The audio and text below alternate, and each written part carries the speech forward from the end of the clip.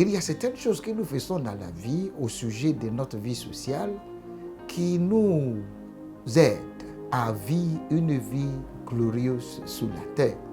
Les amis, il est bon d'être béni, mais je pense qu'il est plus profitable de sécuriser une grâce excellente, une faveur sans pareil sur la génération qui naît de nous, sur la génération qui naîtront de nous.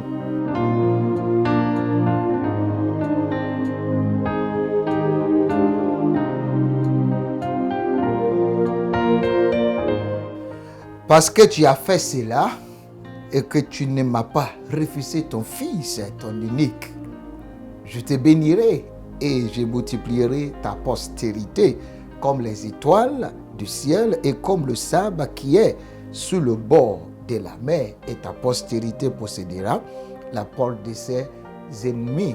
C'est ce qui avait été dit à Abraham.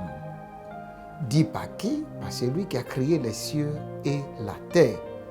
Il y a certaines choses que nous faisons dans la vie au sujet de notre vie sociale qui nous aident à vivre une vie glorieuse sur la terre, qui nous amènent à ne pas lutter pour accomplir certaines choses, et pour que accomplir certaines choses glorieuses dans nos vies, nous ne fassions pas des erreurs et nous ne nous compromettons pas avec le standard du monde. C'est ce qu'Abraham avait fait. Dieu avait dit à Abraham, parce que tu as fait cela, désormais, je te donnerai un héritage générationnel. Je te donnerai un héritage de jamais vu sur la terre des hommes, parce que tu as fait cela. Fais quoi? Le même verset 16 du livre de Genèse chapitre 22, il dit, et que tu n'as pas refusé ton fils, ton unique. Tu n'as pas refusé ton fils, ton unique. Je te donne désormais l'héritage générationnel. Les amis, il est bon d'être béni, mais je pense qu'il est plus profitable de sécuriser une grâce excellente, une faveur sans pareil sur la génération qui naît de nous, sur la génération qui naîtront de nous.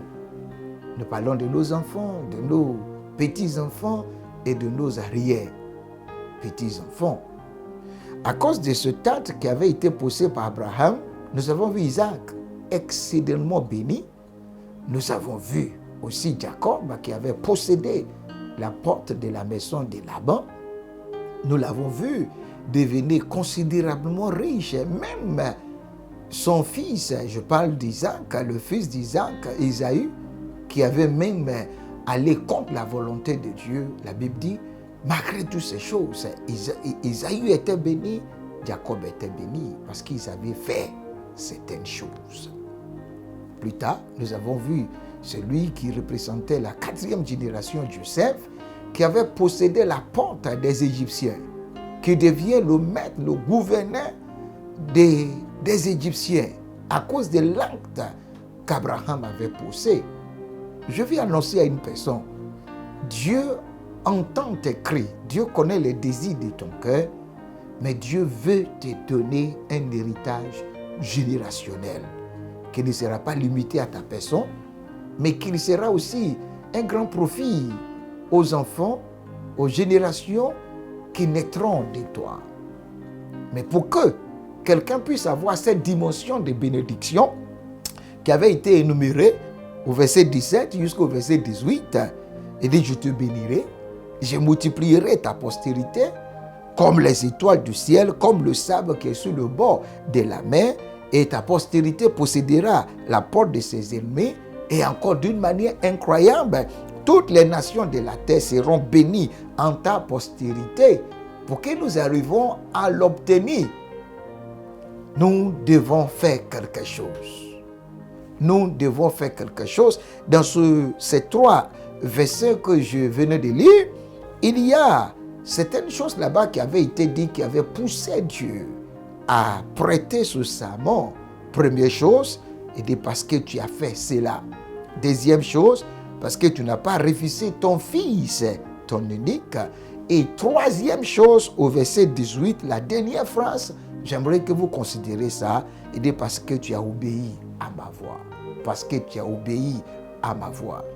Nous allons voir demain comment est-ce qu'Abraham avait obéi à sa voix et qu'est-ce qu'il veut dire la voix de Dieu. Quelle est la différence entre la voix de Dieu, la parole de Dieu, les écritures, les vérités, toutes ces choses qui se trouvent dans la Bible et comment est-ce que nous devons les mettre en application. Le Seigneur te bénira. Le Seigneur te donnera une bénédiction, un héritage générationnel.